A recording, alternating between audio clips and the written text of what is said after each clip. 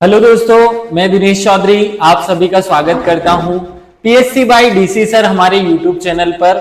इस चैनल पर हम एमपीपीएससी परीक्षा के लिए निःशुल्क तैयारी कर रहे हैं और एक क्रमबद्ध तरीके से हमने नए सिलेबस में जुड़ी 3 यूनिट को समाप्त किया है और हमने जो भी अभी तक पढ़ाया है उसका पीडीएफ भी हम निःशुल्क ही उपलब्ध करा रहे हैं। किसी भी प्रकार का कोई चार्ज हम नहीं लेते हैं और चार्ज लेना हमारे सिद्धांतों के अनुकूल भी नहीं है। जो 10वीं यूनिट समाप्त हुई उसकी भी एक पीडीएफ आपको उपलब्ध करा दी गई है, छठी यूनिट की भी पीडीएफ उपलब्ध करा दी गई है और पहली यूनिट की पीडीएफ आपको 1-2 दिन में जल्दी ही उपलब्ध करा दी जाएगी। हर सैटरडे संडे अब हम टेस्ट लेते हैं। कल से हमारे इतिहास के टेस्ट शुरू होंगे जो एक सीरीज के रूप में होंगे और साथ ही हम मध्य प्रदेश में जितनी भी एमपीपीएससी द्वारा एग्जाम्स आयोजित कराई गई हैं उनको भी एक टेस्ट सीरीज के रूप में उसमें जो एमपी के क्वेश्चंस पूछे गए हैं उन पर बहुत सारा फोकस करने वाले हैं, क्योंकि हमारी एग्जाम के सिलेबस में लगभग 50-60% सिलेबस एमपी से कवर किया जाएगा। आज हम इकोनॉमिक्स का टेस्ट देने वाले हैं। अगर इस टेस्ट में आप सबका परफॉर्मेंस अच्छा रहता है, अगर हम ज्यादा लोगों की सहायता कर पाते हैं, ज्यादा लोगों तक इस वीडियो को पहुंचा पाते हैं, तो आज ही संडे के दिन ही 10वीं यूनिट का भी एक टेस्ट आयोजित किया जाएगा और अगर ये कम बच्चे देखते हैं तो फिर छठी यूनिट का ही एक टेस्ट लिया जाएगा। चलिए ये टेस्ट शुरू करते हैं। सबसे पहले जैसा कि हमारे आराध्य देव हम भगवान श्री गणेश को पूजते हुए श्री गणेशाय नमः बोलते हुए टेस्ट की शुरुआत करते हैं और उसके बाद मेरे शिक्षक श्री सुरेश पटेल सर को नमन करते हुए आगे बढ़ते हैं। आप सबको छठी यूनिट का सिलेबस अच्छे से याद है, इसलिए एक एक पॉइंट को मैं आपको पढ़ा चुका हूं। आज हम इसका टेस्ट ले रहे हैं। उम्मीद है कि आप सब लोग एक कॉपी और एक पेन लेकर अपने साथ बैठे होंगे और आप सब लोगों ने जो एमसीक्यू सीरीज है उसमें अपने आप का मूल्यांकन किया होगा। देखिए, कोई भी टेस्ट तब कारगर होता है जब आप उसमें से अपनी जो गलतियां हो रही हैं उन्हें पहचान ले और उन गलतियों को सुधारने की कोशिश करें। क्योंकि अगर आप इसे इस नजरिए से देने की कोशिश करेंगे कि मुझे 4 नए प्रश्न मिल जाएंगे, तो वो तो मिल जाएंगे, 4 नहीं 10, 15, 20 मिल जाएंगे, लेकिन वो केवल 20 प्रश्न आपके लिए उपयोगी नहीं है। आपको उन एरियाज को पकड़ना है कि अपनी गलतियां कहां हो रही है। जैसे आपको देखना है कि करंट अफेयर्स टाइप के जो इकोनॉमिक्स के प्रश्न है वहां गलतियां हो रही है, जो आंकड़े टाइप के प्रश्न है वहां गलतियां हो रही है, जो रैंकिंग टाइप के प्रश्न है वहां गलतियां हो रही है। आपको वो एरिया फाइंड आउट करने की कहां गलतियां हो रही है। चलिए बहुत सारी बातें ना करते हुए टेस्ट को शुरू करते हैं। चलिए, आपकी स्क्रीन पर पहला प्रश्न है, किस कंपनी ने नोएडा में विश्व की सबसे बड़ी मोबाइल फैक्ट्री स्थापित की है? अभी अभी न्यूज में आया, क्योंकि इकोनॉमिक्स और जो करंट अफेयर्स है वो दोनों एक साथ पैरेलल चलते हैं। इकोनॉमिक्स भी करंट अफेयर्स ही है और करंट अफेयर्स भी इकोनॉमिक्स के बिना नहीं होता है, इसलिए हमने इसमें थोड़ा करंट अफेयर्स मिलाने की कोशिश की है। पहला प्रश्न है, किस कंपनी ने नोएडा में विश्व की सबसे बड़ी फैक्ट्री स्थापित की है, मोबाइल फैक्ट्री स्थापित की है? क्योंकि इकोनॉमिक्स में उद्योग भी आता है, तो उद्योग में सबसे बड़ी फैक्ट्री स्थापित की गई है, फैक्ट पूछा जा सकता है। फटाफट आंसर कर लीजिए, जल्दी से आपके सामने ऑप्शन है ए, बी, सी और डी। जल्दी से आंसर कीजिए। सैमसंग, एप्पल, शाओमी और कॉर्पोरेशन, इन 4 में से कौन सी ऐसी कंपनी है जिसने अब नोएडा में अपनी विश्व की सबसे बड़ी फैक्ट्री स्थापित की है? आंसर होगा सैमसंग। सैमसंग ने नोएडा में विश्व की सबसे बड़ी कंपनी स्थापित की है। चलिए आगे बढ़ते हैं। क्वेश्चन नंबर 2 है आपके सामने, एमआरटीपी एक्ट अधिनियम 1969 अभी चर्चा में रहा। एमआरटीपी एक्ट निम्नलिखित में से एमआरटीपी का कौन सा पूर्ण रूप है? यहाँ जो एमआरटीपी शब्द है इसका पूर्ण रूप क्या है, ये क्वेश्चन पूछा गया आपसे। पहला ऑप्शन है monopolist restrictive trade and prospective act. बहुत ध्यान से समझना, मोनोपोलिस्ट किसी एक व्यक्ति की मोनोपोली ना हो उसको रोकने के लिए restricted trade and practice act, ये पहला वर्ड है। Monopoly reservation trade and practice act, money reservation trade and policy act और money reservation trade and practice act. जल्दी से आंसर कीजिए, क्या आंसर होगा इसका? इसका सही आंसर है ए ऑप्शन जो है मोनोपोलिस्ट, किसी एक व्यक्ति की मोनोपोली ना हो उसको रोकने के लिए, रेस्ट्रिक्टेड करने के लिए ट्रेड एंड प्रैक्टिस एक्ट इसका पूरा नाम है, जिसे हम MRTP एक्ट 1969 कहते हैं। आगे बढ़ते हैं, नेक्स्ट क्वेश्चन आपकी स्क्रीन पे है, निम्नलिखित में से कौन सा एशिया का पहला स्टॉक एक्सचेंज है? एशिया का पहला स्टॉक एक्सचेंज कौन सा है, क्वेश्चन पूछा गया है आपसे। तो एशिया का पहला स्टॉक एक्सचेंज कौन सा है, फटाफट आंसर कर लीजिए। चार ऑप्शन आपकी स्क्रीन पे हैं, Bombay stock exchange, national stock exchange, Tokyo stock exchange और शंघाई स्टॉक एक्सचेंज। याद रखिएगा, यहाँ एशिया का सबसे बड़ा पहला स्टॉक एक्सचेंज पूछा गया है। फटाफट आंसर करो कि एशिया का सबसे बड़ा स्टॉक एक्सचेंज कौन सा है। Bombay stock exchange, national stock exchange, Tokyo और शंघाई स्टॉक एक्सचेंज। ज्यादातर लोग इस क्वेश्चन को गलत करने वाले हैं। इसका आंसर है ए, बॉम्बे स्टॉक एक्सचेंज जो है वो पहला स्टॉक एक्सचेंज है, विश्व एशिया का सबसे बड़ा स्टॉक एक्सचेंज है। जल्दी से आंसर कर लीजिए। आगे बढ़ते हैं, नेक्स्ट क्वेश्चन आपकी स्क्रीन पे आपको दिखाई दे रहा होगा।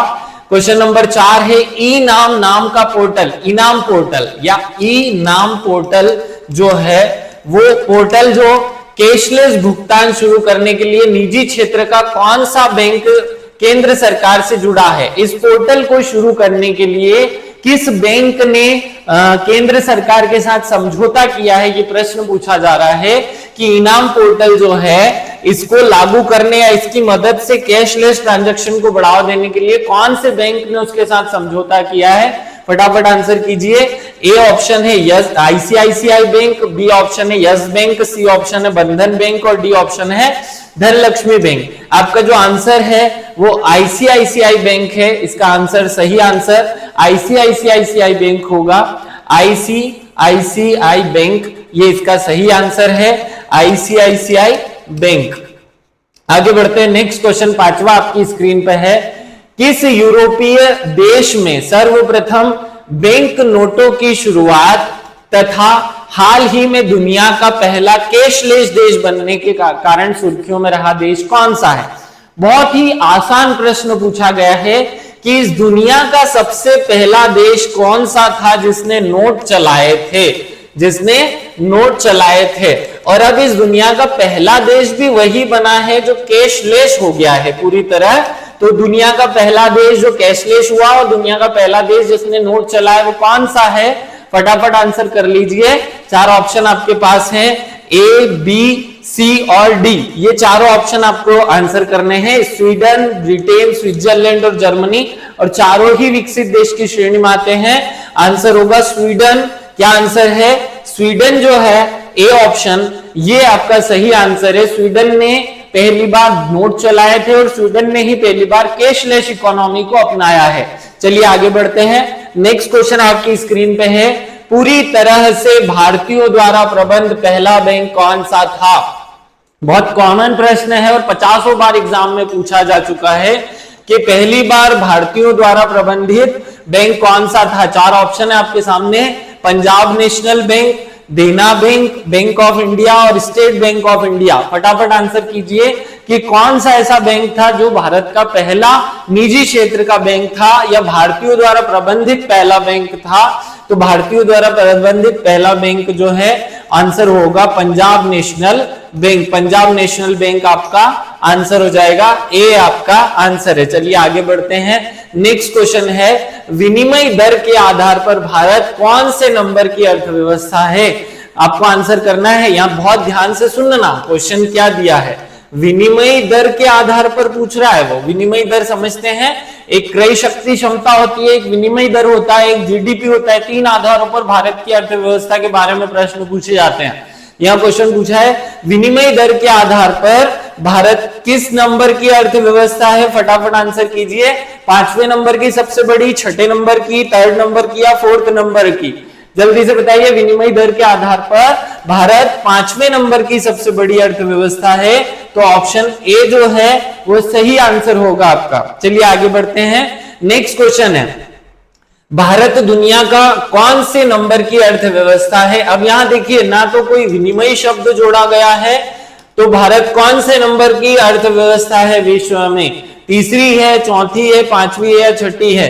चार ऑप्शन है आपके सामने, तीसरी, चौथी, पांचवी और छठी। फटाफट आंसर कीजिए कि भारत कौन से नंबर की सबसे बड़ी अर्थव्यवस्था है। भारत तीसरे नंबर की सबसे बड़ी अर्थव्यवस्था है। ए ऑप्शन इसका सही होगा। चलिए आगे बढ़ते हैं। नेक्स्ट क्वेश्चन है, संयुक्त राष्ट्र एजेंसी के अनुसार भारत 2024 में जीडीपी में भारत का स्थान कौन सा है। सीधे तौर पर क्वेश्चन कहा जा रहा है कि यूनाइटेड नेशन अगर लिस्ट बनाए कि जीडीपी सबसे ज्यादा किसका है, तो जीडीपी के हिसाब से भारत की रैंक कौन सी आएगी, ये क्वेश्चन पूछा जा रहा है। चार ऑप्शन आपके सामने, छठा, पांचवा और सातवां और 10वां।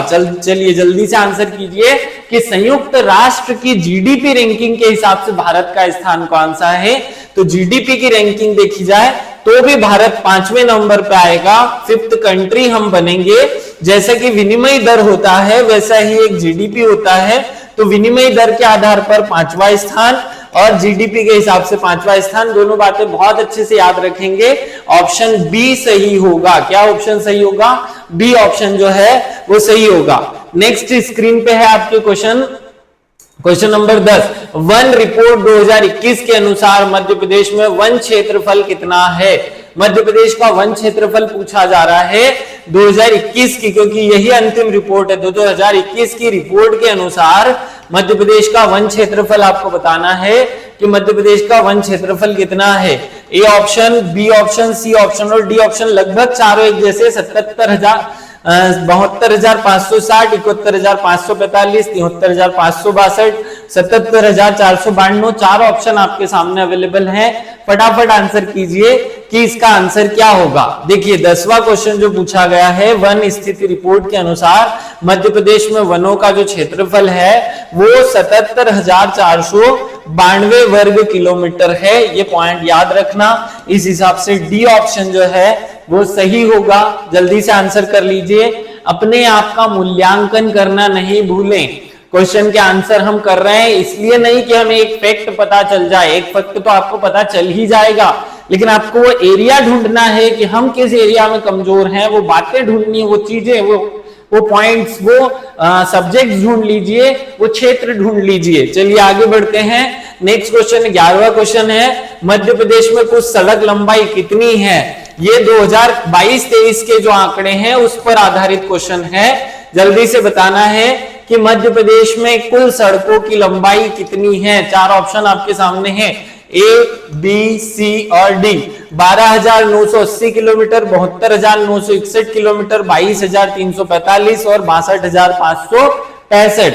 जल्दी से आंसर करो कि मध्य प्रदेश में सड़कों की लंबाई कितनी है। मध्य प्रदेश में सड़कों की लंबाई कितनी है। सड़कों की लंबाई कितनी है मध्य प्रदेश में?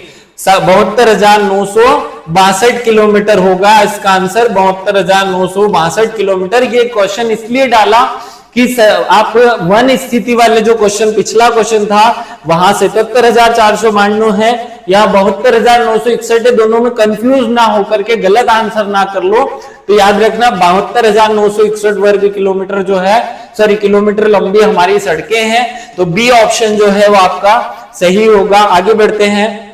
नेक्स्ट क्वेश्चन आपकी स्क्रीन पे है, मध्य प्रदेश का कुल सड़क नेटवर्क में कितना प्रतिशत योगदान है। भारत में जो सड़कें हैं उसमें मध्य प्रदेश की सड़कों का योगदान कितना प्रतिशत है, ये क्वेश्चन पूछा गया है।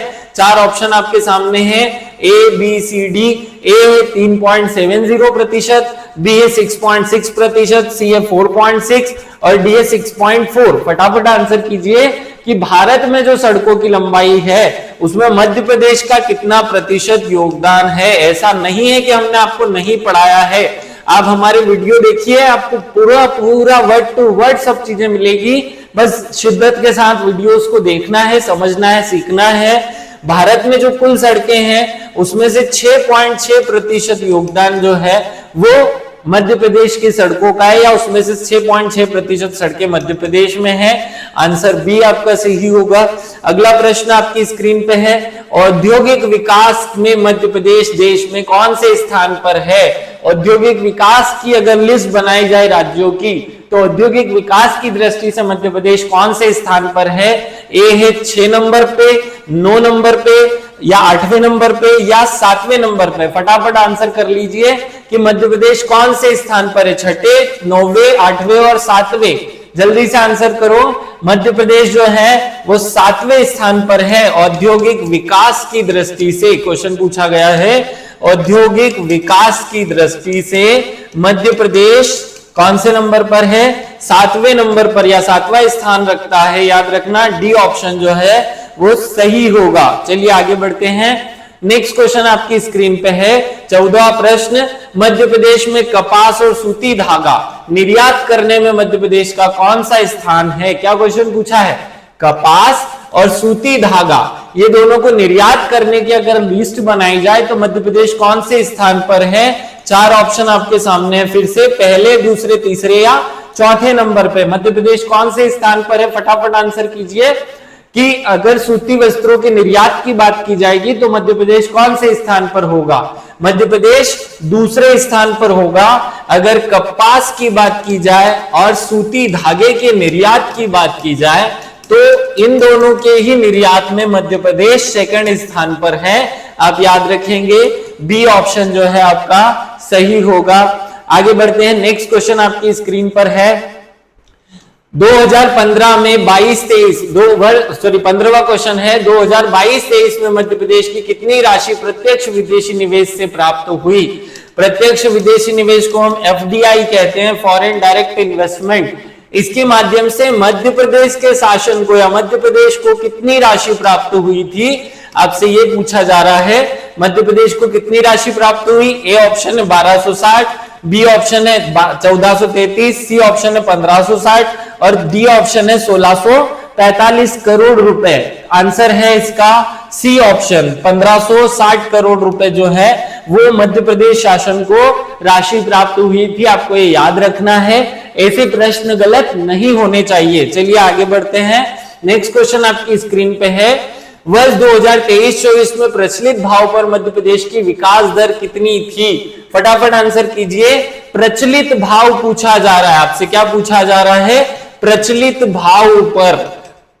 भाव पर मध्य प्रदेश की जीडीपी, मध्य प्रदेश में जो विकास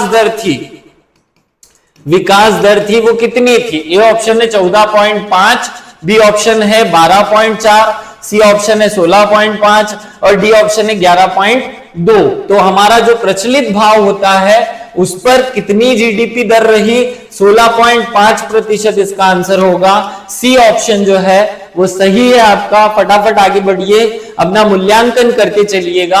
आगे बढ़ते हैं। 17वां प्रश्न है आपके स्क्रीन पर, क्वेश्चन नंबर 17। वर्ष 2022-23 की प्राथमिक क्षेत्र में कृषि क्षेत्र में वृद्धि रही या प्राथमिक क्षेत्र जो है हमारा उसमें वृद्धि कितनी रही? आपसे ये प्रश्न पूछा जा रहा है। तो प्राथमिक क्षेत्र जिसे कृषि भी कहते हैं उसमें वृद्धि दर पूछी गई है कि प्राथमिक क्षेत्र में वृद्धि दर कितनी रही। ऑप्शन आपके दिए हुए हैं। ए ऑप्शन है 5.24%, बी ऑप्शन है 5.42%, सी ऑप्शन है 7.3 और डी ऑप्शन है 9.9%। जल्दी से आंसर कर लो कि मध्य प्रदेश की जो वृद्धि दर रही वो कितनी थी? मध्य प्रदेश की वृद्धि दर जो है, प्राथमिक क्षेत्र में मध्य प्रदेश की जो वृद्धि दर है वो 5.24% थी। यहां कंफ्यूज हो ना, इन दोनों में कंफ्यूजन हो जाता है। तो 5.24% जो है ए ऑप्शन जो है आपका वो सही होगा। आगे बढ़ते हैं। नेक्स्ट क्वेश्चन आपकी स्क्रीन पर है 18वां प्रश्न। 2023-24 में प्रचलित आय में वृद्धि दर कितनी हुई थी? हमारा जो प्रचलित आय है उसमें प्रचलित आय में वृद्धि दर कितनी है या वृद्धि दर कितनी प्रतिशत रही, ये क्वेश्चन पूछा गया है। तो आपको ये बताना है कि हमारी जो आय होती है, प्रति व्यक्ति आय, उसमें कितनी वृद्धि दर्ज की गई 2022-23 के दौरान। ये प्रश्न है, फटाफट आंसर कीजिए कि हमारे प्रचलित आय में कितनी प्रतिशत वृद्धि रही। 4 ऑप्शन दिए हुए हैं। ए है 13.4%, बी है 14.33%, सी है 15.62% और डी है 11.32%। 15.62% वृद्धि प्रति व्यक्ति आय में हमने देखी है। प्रति व्यक्ति आय जो पिछले साल थी वो अब बढ़कर 1,40,000 पहुंच गई, मतलब हमारा 15% का वृद्धि उसमें दर्ज किया गया। जो सी ऑप्शन है वो सही है। आगे बढ़ते हैं। 19वां प्रश्न आपके स्क्रीन पर है, वर्ष 2022-23 तक निर्यात में मध्य प्रदेश का कितना प्रतिशत योगदान था। क्वेश्चन पूछा जा रहा है कि भारत ने जो निर्यात किया, भारत का जो निर्यात होता है उसमें मध्य प्रदेश कितना प्रतिशत योगदान, मध्य प्रदेश का योगदान जो है वो कितना प्रतिशत है। फटाफट आंसर कीजिए।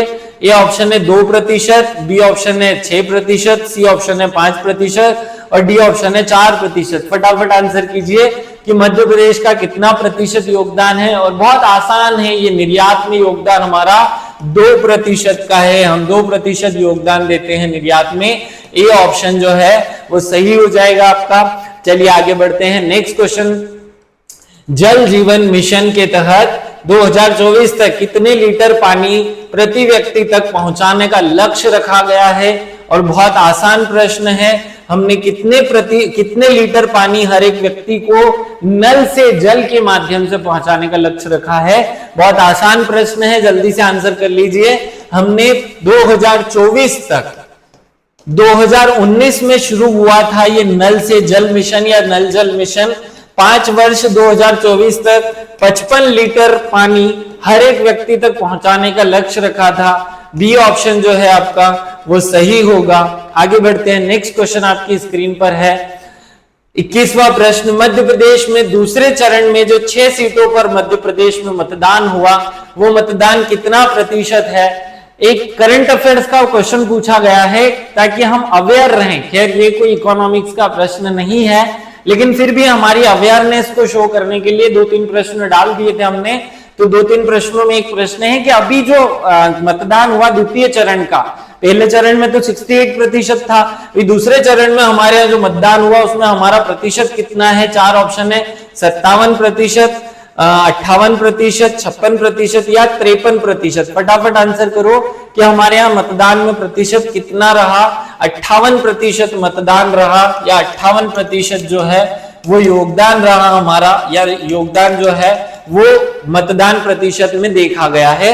चलिए आगे बढ़ते हैं। नेक्स्ट क्वेश्चन आपके सामने है, रानी दुर्गावती श्री अन्न प्रोत्साहन योजना, श्री अन्न प्रोत्साहन योजना, अन्न प्रोत्साहन योजना का संबंध है।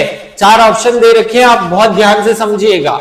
रानी दुर्गावती के नाम से हमने अन्न प्रोत्साहन योजना जो है वो शुरू की और उसके लिए 4 ऑप्शन दिए गए हैं आपको। क्या है, पहला मोटे अनाज जो के उत्पादन को बढ़ाना या मोटे अनाजों के उत्पादन को बढ़ाना, मोटे अनाजों की ब्रांडिंग करना, मोटे अनाजों को राशन में शामिल करना और मोटे अनाजों की कीमतों में वृद्धि करना। ये 4 में से कौन सा ऑप्शन करने के लिए या किस चीज को करने के लिए रानी दुर्गावती अन्न योजना या अन्न प्रोत्साहन, श्री अन्न प्रोत्साहन योजना शुरू की गई है। फटाफट आंसर कर लो। हमने हमारा जो मोटे अनाज है उसको बढ़ावा देने के लिए या मोटे अनाजों के उत्पादन को बढ़ावा देने के लिए ये योजना शुरू की है। ए ऑप्शन आपका सही होगा। अगला प्रश्न आपकी स्क्रीन पर है, 23वां प्रश्न, मध्य प्रदेश को स्वच्छता में अब तक कितने अवार्ड मिल चुके हैं। भाई स्वच्छता बहुत कॉमन सब्जेक्ट है, स्वच्छता में हमें कितने अवार्ड मिल चुके हैं अभी तक।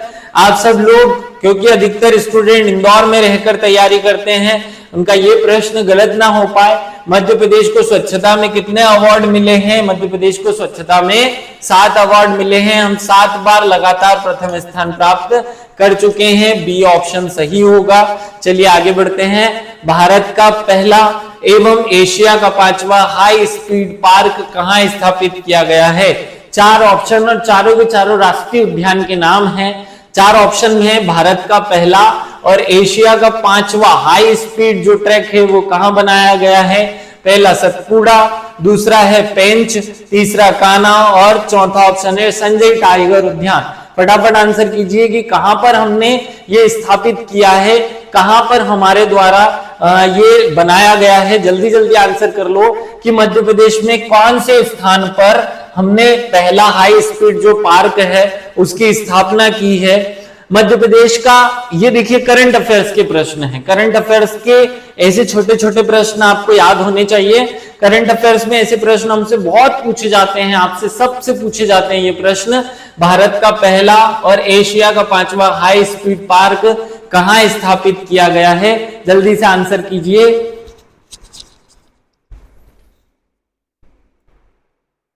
इसका आंसर आपको पता है। देखिए बहुत सरल सा प्रश्न है। पेंच टाइगर रिजर्व जो है वहां पर भारत और एशिया का 5वां हाई स्पीड ट्रैक स्थापित किया गया है। चलिए आगे बढ़ते हैं। नेक्स्ट क्वेश्चन है, हाल ही में किस जिले में राहगीर उत्सव मनाया गया? बहुत सरल सा प्रश्न है। हाल ही में किस जिले में राहगीर उत्सव मनाया गया? जो राहगीर उत्सव है वो किस जिले में मनाया गया? फटाफट आंसर कर लीजिए। राहगीर उत्सव मनाया गया है ए ऑप्शन उज्जैन में। कहां मनाया गया? उज्जैन में राहगीर उत्सव मनाया गया। ऐसे क्वेश्चन आपसे करंट अफेयर्स में देखने को मिलेंगे, क्योंकि एक प्रकार का व्यापार मेला आयोजित किया गया था उज्जैन में, तो इकोनॉमिक्स से रिलेटेड प्रश्न बन रहा था, इसलिए यहां डाला गया है। चलिए आगे बढ़ते हैं। स्पेशल मेंशन अवार्ड किस जिले को प्रदान किया गया? स्पेशल मेंशन अवार्ड, एक अवार्ड मध्य प्रदेश शासन द्वारा दिया गया। स्पेशल मेंशन अवार्ड किस जिले को दिया गया है? 4 ऑप्शन आपके सामने, अलीराजपुर को, बुरहानपुर को, A for Alirajpur, B for Burhanpur, C for Jabalpur और डी फॉर नीमच। इन 4 में से स्पेशल मेंशन अवार्ड किस जिले को दिया गया है? फटाफट आंसर कर लीजिए।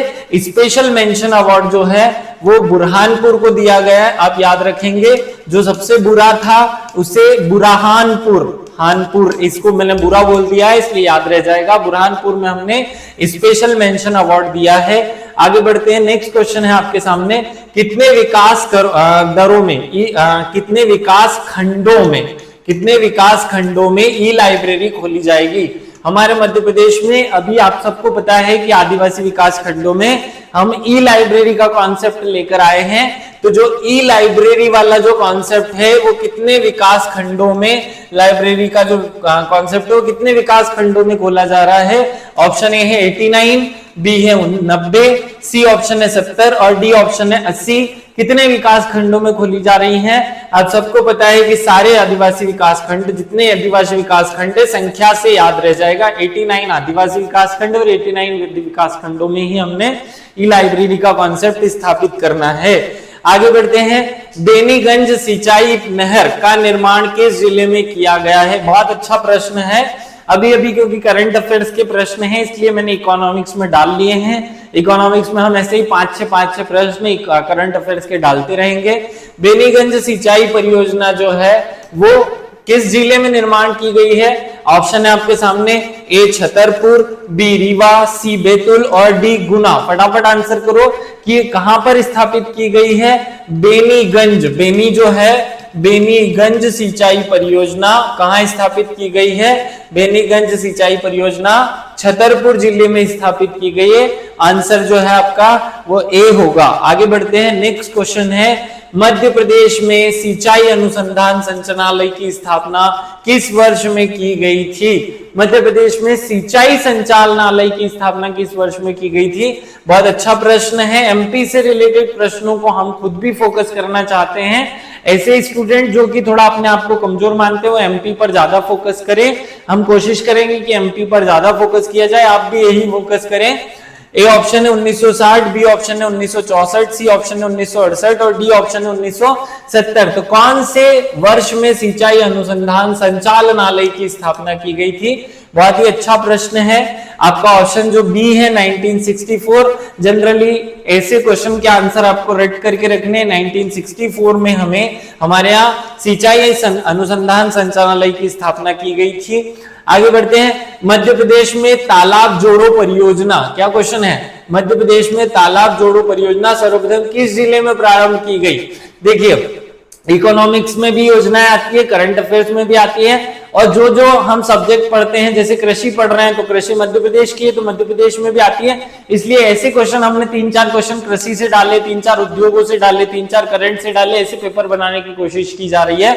तो मध्य प्रदेश में तालाब जोड़ो परियोजना सर्वप्रथम किस जिले में प्रारंभ हुई है? ये क्वेश्चन आपसे पूछा गया है। फटाफट आंसर कीजिए। 4 ऑप्शन है, A B C D.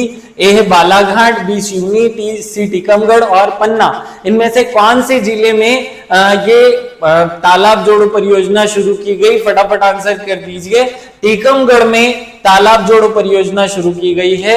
Answer होगा टीकमगढ़। चलिए आगे बढ़ते हैं। नेक्स्ट क्वेश्चन आपकी स्क्रीन पर है, मध्य प्रदेश में कितनी जनसंख्या गरीबी रेखा से नीचे है? जल्दी से आंसर कीजिए। मध्य प्रदेश में कितने प्रतिशत गरीबी रेखा से नीचे जीवन यापन करते हैं? गरीबी रेखा से नीचे, बिलो पॉवर्टी लाइन, बीपीएल वाले जो लोग हैं उनकी संख्या कितनी है? 4 ऑप्शन है, ए, बी, सी और डी। ए ऑप्शन है 17%, बी 20%, सी 21% और डी है 31%। फटाफट आंसर करो कि मध्य प्रदेश में कितने प्रतिशत लोग बीपीएल के अंदर रहते हैं। मध्य प्रदेश में 20% लोग याद रख सकते हैं आप राउंड फिगर में, 20% लोग जो हैं वो बीपीएल के या बिलो पॉवर्टी लाइन के नीचे जीवन यापन करते हैं। अगले प्रश्न पे चलते हैं। मध्य प्रदेश में मेट्रो की नींव किस वर्ष रखी गई थी? बहुत अच्छा प्रश्न है, अधोसंरचना टॉपिक है मध्य प्रदेश की अर्थव्यवस्था में। तो वहां मेट्रो की नींव किस वर्ष रखी गई थी? क्वेश्चन पूछा जा सकता है। आपके ऑप्शन आपके सामने हैं, 2016, 2018, 2019 और 2020। उम्मीद है कि लगभग अधिकांश क्वेश्चन इस क्वेश्चन को बच्चे इस क्वेश्चन को गलत करने वाले हैं। इसका आंसर होगा 2019। जब कोविड आया उसके 1 साल पहले, कोविड के 1 वर्ष पहले हमने मेट्रो की नींव रखी थी मध्य प्रदेश में, याद रखना।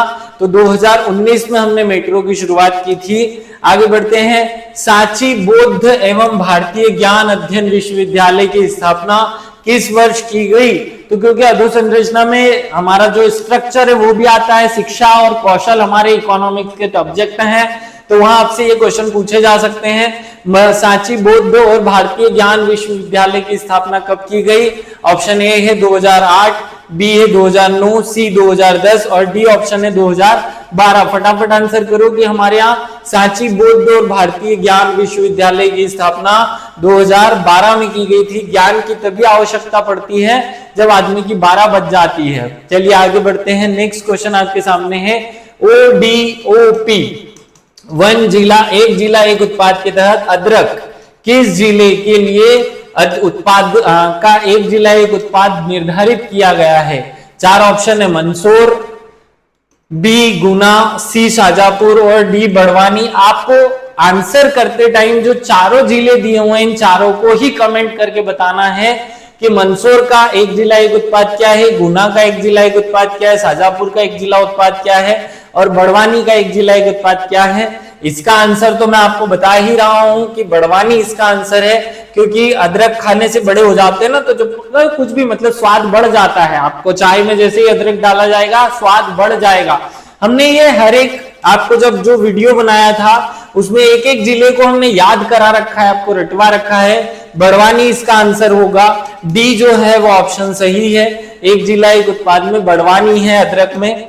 आगे बढ़ते हैं। वर्ल्ड हैप्पीनेस इंडेक्स 2023, ये पीछे आप साल याद रखना। अगर हमने वीडियो में आपको पढ़ाया 2022 होगा तो कंफ्यूज नहीं होना, क्योंकि जो रिपोर्ट 23 वाली थी वो 23 पढ़ाई थी, जो 24 आ गई थी वो 24, और जो 22 और 23 नहीं आई थी वो 23 पढ़ाई थी। तो 2023 में भारत किस स्थान पर रहा? वर्ल्ड हैप्पीनेस इंडेक्स में हम कौन से स्थान पर रहे? ए ऑप्शन है 115, बी ऑप्शन है 118, सी है 126 और डी है 136। फटाफट आंसर कर लो कि वर्ल्ड हैप्पीनेस इंडेक्स में हमारा कौन सा स्थान है? 1 2 का 6 हमारा ये स्थान है। वर्ल्ड हैप्पीनेस इंडेक्स में 126वें स्थान पर है। देखो 1 2 6 को आप दो टुकड़ों में तोड़ सकते हैं। पहले 12 बजी और फिर छक्के छूट गए, 12 बज गई और फिर छक्के छूट गए तो सब हंसने लगे। तो वर्ल्ड हैप्पीनेस इंडेक्स में जो है पूरे वर्ल्ड की 12 बजी थी, सबके छक्के छूटे थे, लेकिन फिर भी भारत हंसता रहा था क्योंकि भारत की इकोनॉमी ग्रोथ कर रही थी। तो 1 2 6 ऐसे याद हो जाएगा।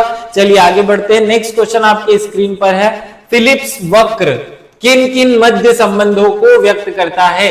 अभी क्योंकि न्यूज में आया था, मैं ऐसे प्रश्न जनरली आपसे पूछता नहीं हूं, लेकिन क्योंकि न्यूज आर्टिकल्स में थोड़ा सा इस पर फोकस किया गया, क्योंकि विश्व में जब दो देशों के मध्य युद्ध हुआ तो वहां गरीबी कैसे बनती, बेरोजगारी कैसे बढ़ी, इन पर बातें होने लगी, इसलिए फिलिप्स वक्र का जिक्र बहुत बार आया।